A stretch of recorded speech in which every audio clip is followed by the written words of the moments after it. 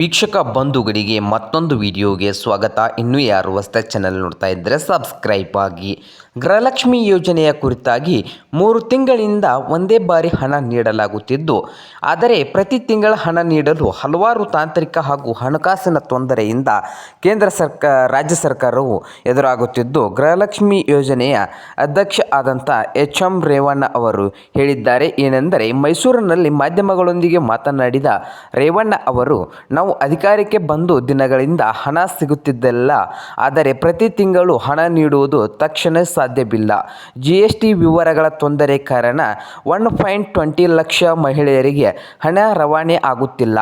ಅವರು 58,000 ಪ್ರಕರಣಗಳು ಈಗಾಗಲೇ ಬಗೆಹರಿಸಿದ್ದಾರೆ ಎಂದಿದ್ದಾರೆ.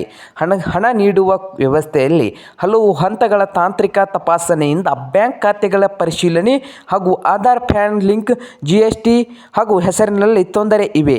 ಈ ಹಿನ್ನೆಲೆ ರಾಜ್ಯ ಸರ್ಕಾರವು ಕಾನೂನುಬದ್ಧವಾಗಿ 3 ತಿಂಗಳಿಗೊಮ್ಮೆ ಹಣ ನೀಡುವುದಾಗಿ ಸ್ಪಷ್ಟಪಡಿಸಿದ್ದಾರೆ.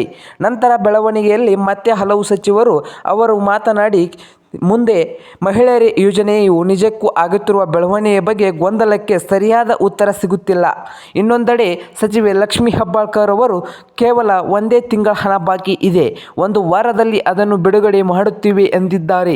ಆದರೆ ಫಲಾನುಭವಿಗಳು ತಮ್ಮ ಬ್ಯಾಂಕ್ ಪಾಸ್ಬುಕ್ ತೋರಿಸುವ ಮೂಲಕ ತಮಗೆ 3 ತಿಂಗಳ ಹಣ ಬಂದಿಲ್ಲ ಎನ್ನುತ್ತಿದ್ದಾರೆ.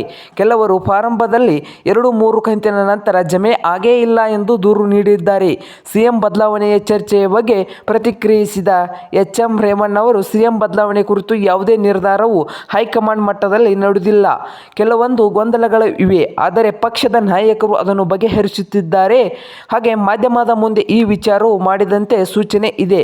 ಡಿಕೆಶಿ ಮತ್ತು ಸಿದ್ದರಾಮಯ್ಯ ಪಕ್ಷದ ಜೋಡೆತ್ತುಗಳಾಗಿದ್ದು ಕೆಲಸ ಮಾಡುತ್ತಿದೆ ಎಂದು ಅವರು ಹೇಳಿದ್ದು, ಪಕ್ಷದಲ್ಲಿ ಇನ್ನೂ ಸಂಕಲ್ಪಯುತ ರಾಜಕೀಯ ತೊಂದರೆಗಳಿಂದ ಇನ್ನೂ ಹೈಕಮಾಂಡ್ನಲ್ಲಿ ಬಿಟ್ಟಿದೆ ಎಂದು ಅಭಿಪ್ರಾಯಪಟ್ಟಿದ್ದಾರೆ.